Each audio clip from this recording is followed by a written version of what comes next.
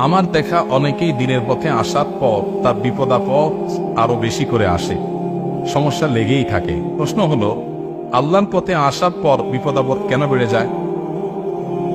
এরকম অভিজ্ঞতা আমারও আছে। আমি অনেককে দেখেছি যে আল্লাহর পথে আসার আগে তার এত বিপদ আপদ ছিল না। আমি অনেক ব্যবসায়ীকে ব্যক্তিগতভাবে চিনি, যে ব্যবসায়ী একটা সময় দেখা গেছে যে তার নামাজ কালাম পড়তো না, এত সমস্যা ছিল না, ব্যবসার দিনকাল ভালোই গেছে। এরপরে বলে, হুজুর যখনই আল্লাহর পথে আসলাম, তওবা করলাম, নামাজ পড়া ধরলাম, এখন দেখি একটার পর একটা বিপদ, ব্যবসা বাণিজ্যে আপনার অগ্রগতি নাই, তারপরে নানান সমস্যা তৈরি হচ্ছে। এগুলো কেন হয়? এটা আসলে অমূলক না। আমি আমার বাস্তব জীবনে অনেককে দেখেছি যে আল্লাহর পথে ফিরে এসেছেন, একটার পর একটা বাধা, আগের দিকটা ভালোই ছিল। এটা মূলত আল্লাহ রাব্বুল আলামিনের পক্ষ থেকে পরীক্ষা হওয়ার সম্ভাবনা সবচেয়ে বেশি। আপনি যখন আল্লাহর দিকে আসেন, সম্ভবত ইবনুল কাইয়্যিম রাহিমাহুল্লাহ অথবা ইমাম ইবনে তাইমিয়া রাহমাতুল্লাহ দুজনের কোনো একজন হবে, তাদের একটা উক্তি আছে খুব চমৎকার। সেটা হলো, আল্লাহর দিকে যখন কোনো বান্দা আসে, আল্লাহর কাছাকাছি আসে, আল্লাহ তখন অনেককে ধাক্কা দেয়। ধাক্কা দেন বলতে ফিজিক্যালি ধাক্কা না, মানে আল্লাহ রাব্বুল আলামিন পরখ করতে চান। আল্লাহ সব জানেন কার ভেতরে কি আছে না আছে, তিনি আলিমুল বিজাতি সুদূর, কিন্তু তিনি প্রমাণ করতে চান যে এই যে আমার দিকে আসছে, এই আশাটা পিওর কিনা, আসলেই সে আমার দিকে আসছে কিনা। যদি ভেজাল হয় তাহলে একটা ধাক্কা খাওয়ার পর আর আসবে না, চলে যাবে। আর যদি আশাটা পিওর হয়, না আমি আল্লাহর দিকে যেতেই চাই, আমি আল্লাহর দিকে দাবিত হতেই চাই, তাহলে যত ধাক্কা আসুক সে আরো জোরে আসবে, যত ধাক্কা আসুক সে আরো জোরে যেতে থাকবে। ব্যাপারটা এরকম যে ধরেন যখন আপনি সকালবেলা একটা চাদর গায়ে দিয়ে বের হয়েছেন, হঠাৎ করে বাতাস ছিটছে, ঠান্ডা বাতাস। বাতাস যখন আস্তে আস্তে বাড়তে থাকে, আমরা তখন কি করি? ওই চাদর আরো জোরে ধরে, তাই না? কেউ ধরেন কোনো নদীতে ডুবে গেছে, তখন তিনি যদি কোনো কলা গাছ বা কিছু পান, এটা তিনি জড়ায় ধরবেন। ঢেউ যদি বাড়তে থাকে, জোরে জোরে আসতে থাকে, তখন সে চিন্তা করবে যে এত কম যে ঢেউ ছিল এর মধ্যেই ধরে থাকতে পারতেছি না, এখন যে ঢেউ আসতেছে আরো জোরে, এটা তো থাকার প্রশ্নই ওঠে না, অতএব কলা গাছ ছেড়ে দিই। এটা করে কেউ?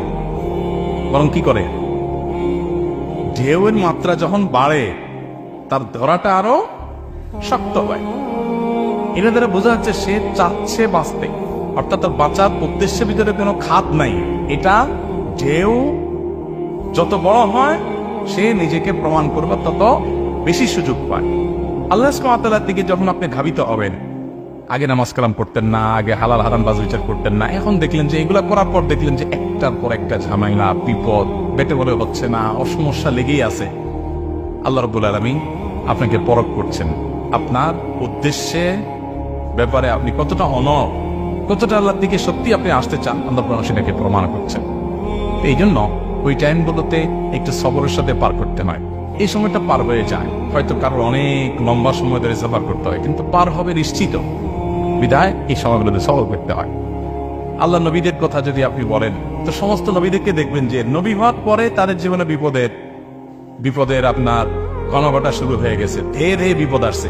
ইউনুস আলাইহিসসালাম মানে নদীতে ফেলে দেওয়া হলো, তাকে মাছের পেটে চলে যেতে হয়েছে। আইয়ুব আলাইহিসসালাম রোগে পুরো শরীর শেষ হয়ে যাওয়ার উপক্রম হয়ে গেছে।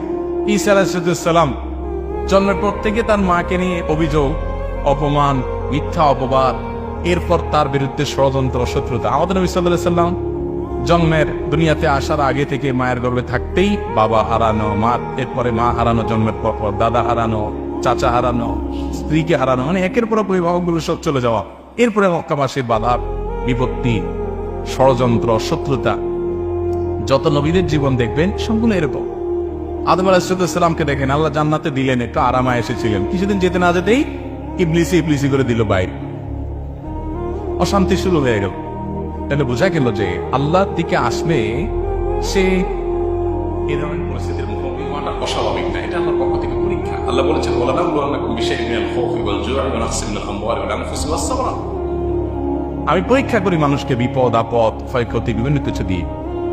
এরপর ওয়াবাশশিরিস সাবিরিন, আল্লাহ বলেছেন এগুলোতে যারা টিকে থাকতে পারে এদেরকে সুসংবাদ দাও। আল্লাহ তাআলা আমাদেরকে টিকে থাকার তৌফিক দান করুন, সবর করার তৌফিক দান করুন। আল্লাহর পথে আসলে তাদের পরীক্ষা আসাটা এটা নবীদের সুন্নাহ বা নবীদের সিস্টেম, অতএব তাদের ধারাবাহিকতায় আসা স্বাভাবিক না।